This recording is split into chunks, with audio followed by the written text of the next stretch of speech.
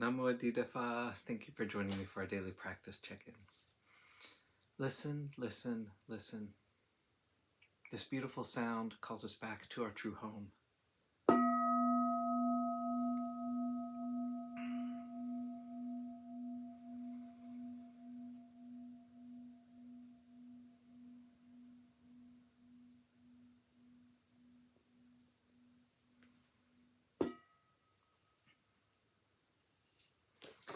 The second mindfulness training. Aware of the suffering caused by exploitation, social injustice, stealing, and oppression, I vow to cultivate loving kindness and learn ways to work for the well-being of people, animals, plants, and minerals. I will practice generosity by sharing my time, energy, and material resources with those who are in real need. I'm determined not to steal and not to possess anything that should belong to others. I will respect the property of others, but I will prevent others from profiting from human suffering or the suffering of other species on earth.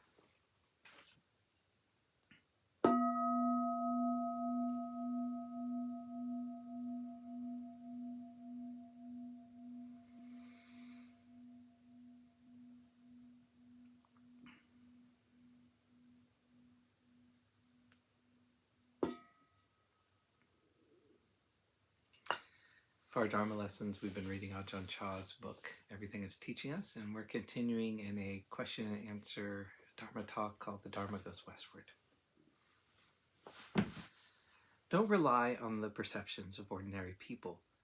Have you read the story about the blind man and the elephant? It's a good illustration. Suppose there's an elephant and a bunch of blind people are trying to describe it. One touches the leg and says, it's like a pillar. Another touches the ear and says, it's like a fan. Another touches the tail and says, no, it's not a fan, it's like a broom. Another touches the shoulder and says it's something else again from what the others say. It's like this. There's no resolution, no end. Each person touches part of the elephant and has a completely different idea of what it is. But it's the same elephant. It's like this in practice.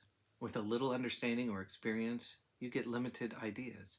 You can go from one teacher to the next seeking explanations and instructions, trying to figure out if they are teaching correctly or incorrectly, and how their teachings compare to each other. Some monks are always traveling around with their bowls and umbrellas, learning from different teachers. They try to judge and measure. So when they sit down to meditate, they are constantly in confusion about what is right and what is wrong. This teacher said this, but that teacher said that. One guy teaches this way, but the other guy's methods are different. They don't seem to agree. It can lead to a lot of doubt. You might hear that certain teachers are really good, and so you go to receive teachings from Thai Ajahns, Zen masters, and others. It seems to me you've probably had enough teaching, but the tendency is to always want to hear more, to compare, and to end up in doubt as a result. Then each successive teacher increases your confusion further. There's a story of a wanderer in the Buddha's time that was in this kind of situation. He went to one teacher after the next, hearing their different explanations and learning their methods. He was trying to learn meditation, but was only increasing his perplexity. His travels finally brought him to the teacher Gautama, and he described his predicament to the Buddha. Doing as you have been doing will not bring an end to doubt and confusion, the Buddha told him. At this time, let go of the past. Whatever you may or may not have done, whether it was right or wrong, let go of that now. The future has not yet come. Do not speculate over it at all, wondering how things may turn out. Let go of all such disturbing ideas. It is merely thinking. Letting go of past and future, look at the present. Then you will know the Dharma. You may know the words spoken by various teachers, but you still do not know your own mind. The present moment is empty. Look only at arising and ceasing of sankhara. See that they are impermanent, unsatisfactory, and empty of self. See that they really are thus. Then you will not be concerned with the past or the future. You will clearly understand that the past is gone and the future has not yet arrived. Contemplating in the present, you will realize that the present is the result of the past. The results of past actions are seen in the present. The future has not yet come. Whatever does occur in the future will arise and pass away in the future. There's no point in worrying about it now, as it has not yet occurred. So contemplate in the present. The present is the cause of the future. If you want a good future, create good in the present, increasing your awareness of what you do in the present. The future is a result of that. The past is the cause, and the future is the result of the present. Knowing the present, one knows the past and the future. Then one lets go of the past and the future, knowing they are gathered in the present moment. Understanding this, that wanderer made up his mind to practice as the Buddha advised, putting things down. Seeing ever more clearly, he realized many kinds of knowledge, seeing the natural order of things with his own wisdom. His doubts ended. He put down the past and the future, and everything appeared in the present. This was Iko Dhammo, the one Dharma. Then it was no longer necessary for him to carry his begging bowl up mountains and into forests in search of understanding.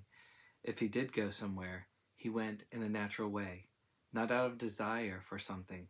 If he stayed put, he was staying put in a natural way, not out of desire. Practicing in that way, he became free of doubt. There was nothing to add to his practice, nothing to remove.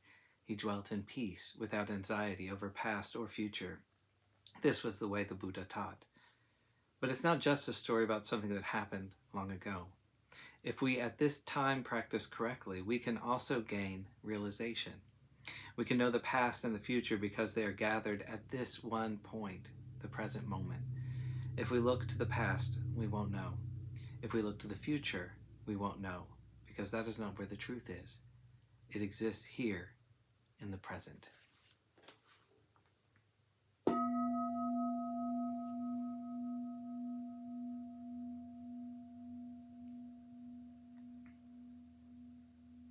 May all beings be well, may all beings be happy, may all beings be at peace. Sadhu, sadhu, sadhu. Thanks for joining me today.